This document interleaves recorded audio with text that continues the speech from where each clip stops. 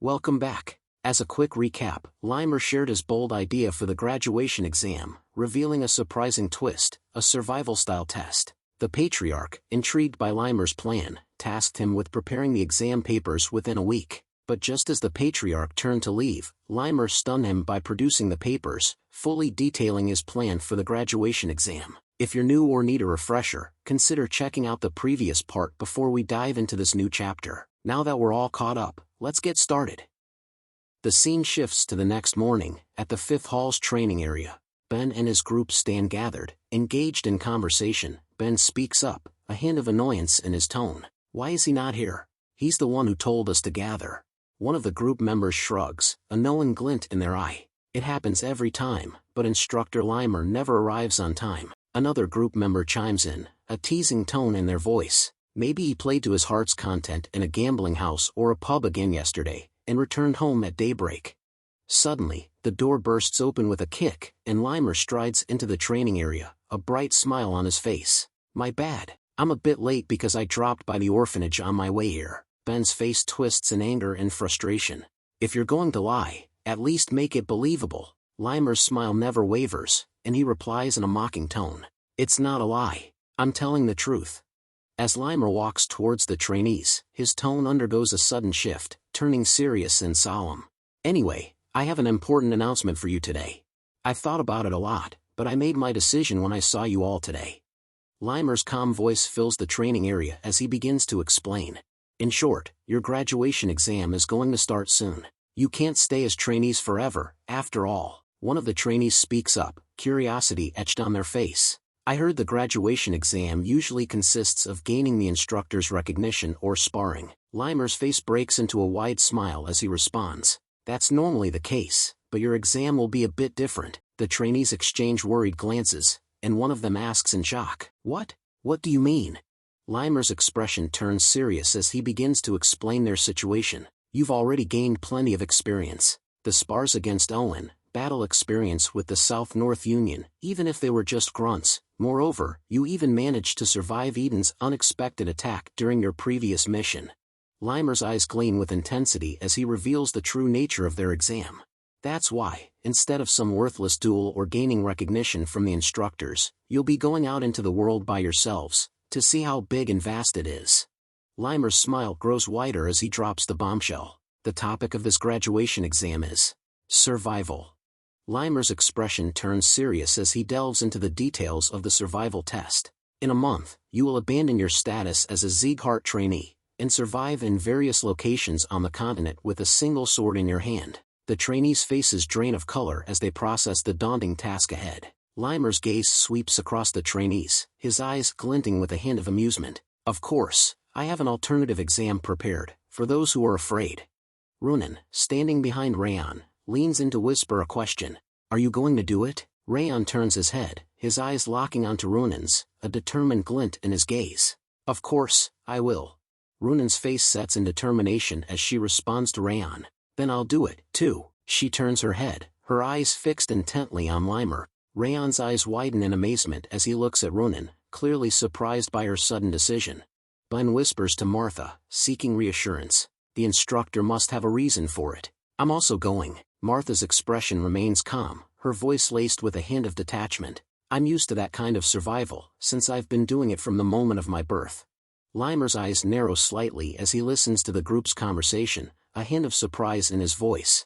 Hey, not just Raon, all of you, aren't you deciding too easily? Do you have any idea where I'm going to dispatch you? Limer's gaze lingers on Raon, his expression serious. Especially you, Raon. Since you're the top trainee, your decision might cause the others to follow along without thinking about it. Raon's eyes lock onto Limer's, a hint of determination in his voice. I'm sure it will be a difficult journey, but I'm fully aware that you wouldn't have thought this through lightly, instructor. Raon's words are laced with conviction. After all, you don't give us any trials that we can't overcome. Limer's face illuminates with a warm smile, clearly pleased with Raon's response. Limer's voice is infused with joy and a hint of teasing. You're commendable, but I won't go easy on you because of that. With a flourish, Limer pulls out a paper and clears his throat, a serious tone taking over. I'm going to tell you your destinations now. Limer's voice rings out as he begins to rattle off the names and destinations. Levine Desert for Ben, Sand Canyon for Martha, Catan Jungle for Ronan. Limer pauses for a moment, a hint of drama in the silence. Lastly, Haben Castle in the northeast, is for Raon. Raon's eyes widen in shock, his mind racing with the implications. Haben Castle. Limer's gaze lingers on Raon, a serious tone in his voice. Raon, your destination, Haben Castle, is a battlefield where you'll have to fight monsters appearing from the northern sea and Stalin Mountain every day. Limer's words paint a grim picture. It's a place so treacherous, it's earned the name Hellish Battlefield, where warriors don't even have time to sheath their swords. Limer crouches down, his eyes narrow slightly as he gazes at Raon from the high platform. This is the same for the others, but you're going to have a hard time. Raon's eyes widen in shock, his face pale and speechless. Limer stands up, his expression serious. All right, make sure to thoroughly prepare yourselves. There's about a month until your departure.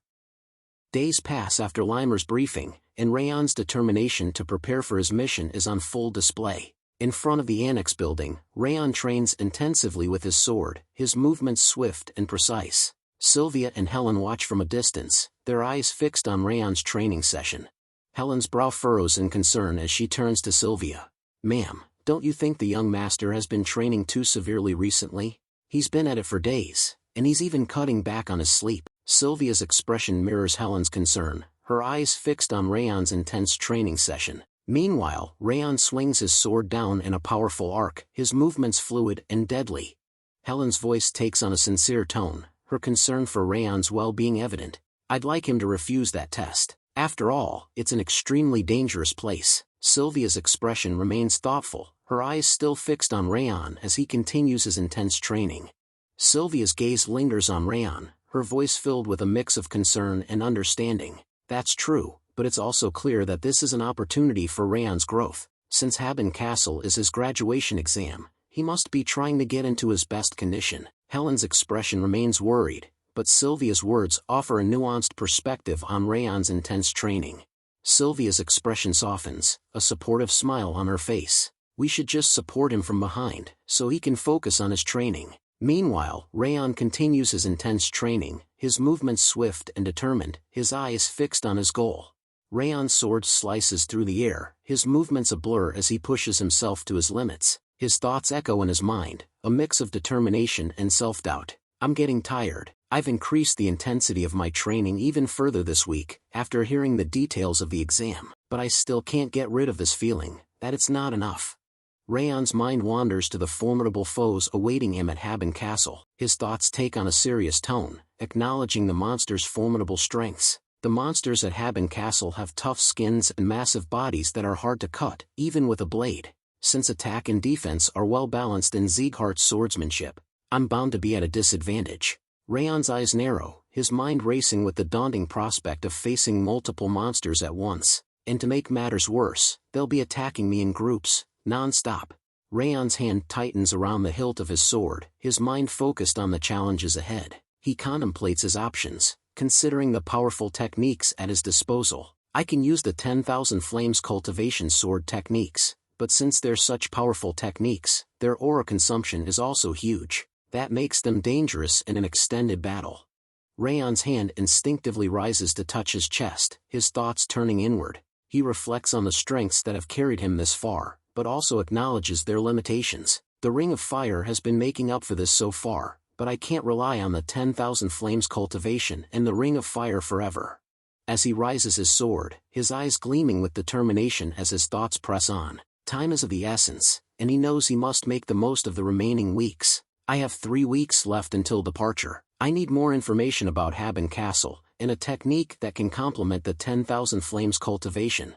Raon's thoughts crystallize into a clear goal, and with a fierce battle cry, he unleashes a powerful strike. An offensive swordsmanship, his sword slices through the air, a blur of steel and fury as he slashes downward with all his might. Raon stands still, his chest heaving with exhaustion as he brings his intense training session to a close. His mind transitions from the physical demands of training to the strategic planning required to achieve his goals. In order to get what I need, he pauses, a calculated glint in his eye. I'll need to make an investment. The next morning, within the opulent confines of the Patriarch's palace, Raon stands before the Patriarch. The patriarch's eyes narrow slightly, his expression a mixture of curiosity and scrutiny. So, you want to acquire a new sword technique, by spending silver tablets? Raon responds in a calm, measured tone. Yes, my lord. The patriarch's expression turns thoughtful, his eyes clouding with a hint of memory. It's up to you how you use the silver tablets, but didn't you tell me before that you were going to spend them on something else? Raon's expression remains resolute as he responds. Indeed, I was planning to use the tablets to restore my mother's status to the direct line. The patriarch's gaze lingers on Raon, his voice measured and calm. You're using the silver tablets, despite that fact? Raon's eyes lock onto the patriarch's, his voice filled with conviction. I've realized something from the Cebu village and the previous sword duel. The patriarch's expression turns attentive, his voice low and encouraging. I'm listening. Raon's hand rests on his chest, his eyes gleaming with introspection. My accomplishment during the mission was rather amazing for my current state, but the reward was just a silver tablet, instead of a golden tablet. His gaze drifts downward, as if recalling a distant memory. That's when I remembered my lord's words, that it would be difficult to achieve. Raon's voice fills with conviction, his words spoken with unwavering confidence. Since golden tablets are needed to restore her status to the direct line, rather than collecting the silver tablets that won't really make any difference. His eyes lock onto the patriarch's, shining with determination. It would be better to get stronger by spending the silver tablets in my possession, to gather golden tablets afterward. The patriarch's expression remains serene, his movements economical as he retrieves a technique. He regards Raon with a discerning gaze, his voice measured and calm. That is correct. With a fluid motion, the patriarch tosses the technique book towards Raon. His voice follows the book, his words imbued with a sense of expectation. This should be appropriate, if you are heading to Haben Castle. You can pick something else if you don't trust me. The patriarch's words trail off, leaving Raon to his own devices. Raon's hands close around the book, his eyes widening in astonishment as he reads the cover. His voice is barely above a whisper, awe and trepidation mingling in his tone. Fangs of insanity. Raon's eyes remain fixed on the technique, his mind racing with thoughts. A hint of a smile plays on his lips as he thinks to himself, Glenn made sure to reward me accordingly, at least. His gaze lingers on the technique, a sense of reassurance settling in. Since it was picked by him, its effectiveness should be guaranteed. Raon's head bows in a gesture of gratitude, his voice filled with sincerity. I'll gladly take this book, my lord. The patriarch's expression remains serene, his voice calm and encouraging. I see. Do your best at learning it. Raon prepares to depart, his words polite and respectful. Then I'll be taking my leave. But before he can take a step, the patriarch's voice stops him. The patriarch's eyes narrow slightly, his tone curious. Let me ask you a question first. As you came to get a book to learn a new swordsmanship, you can't be unaware of what kind of place Haben Castle is. Weren't you afraid when you heard that your graduation exam would take place at Haben Castle? Why did you not refuse it? The patriarch's question hangs in the air, his eyes piercing as he awaits Raon's response. Raon's expression changes to one of surprise, his eyes widening in astonishment. He stares at the patriarch, his face a picture of incredulity. Raon's voice is filled with conviction as he responds. I realized it after fighting Eden. The patriarch's eyes sparkle with curiosity, his brow furrowed in intrigue. What did you realize?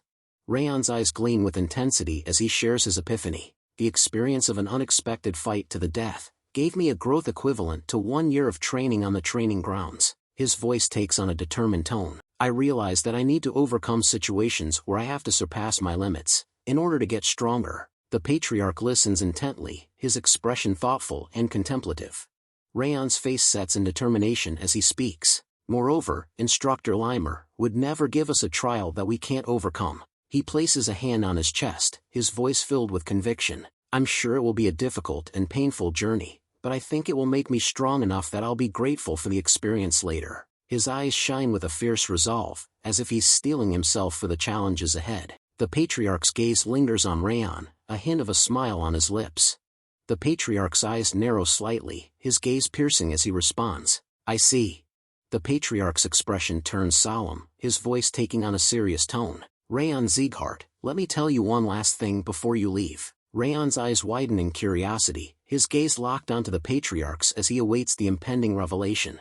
The patriarch's words are laced with wisdom, his eyes gleaming with a deep understanding. There are more than one ways of using a sword technique. Broaden the range of your thoughts. His declaration hangs in the air, a profound truth that resonates deeply, as if challenging Raon to think beyond the boundaries of conventional wisdom.